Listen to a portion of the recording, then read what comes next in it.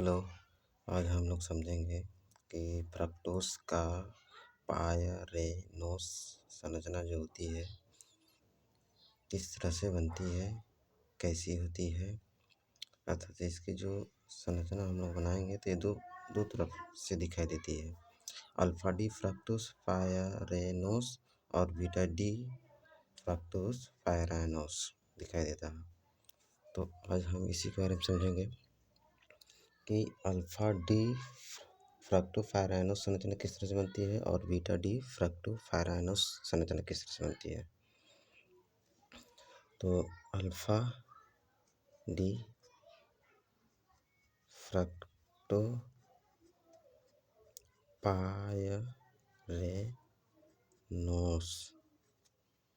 संरचना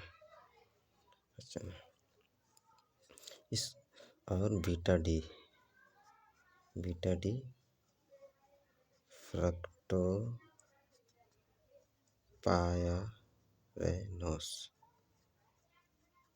संरचना, इनको बनाने के लिए हम चक्रीय संरचना का प्रयोग करेंगे।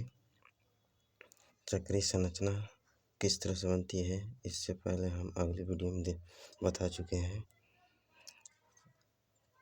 साधारण संरचना पहले लेते हैं फ्रक्टोज की CH2OH।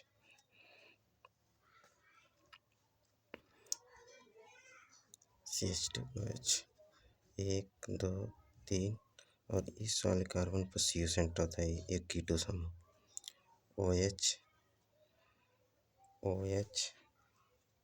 H OH H H।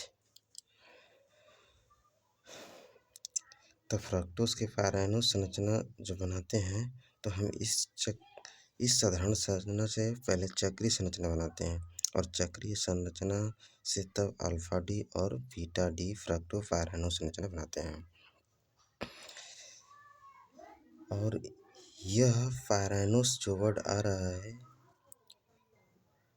ये फायरेन की वजह से आ रहा है। फायरेन का जो स्ट्रक्चर है पायरेन के जो स्ट्रक्चर होती है कुछ इस प्रकार होती है।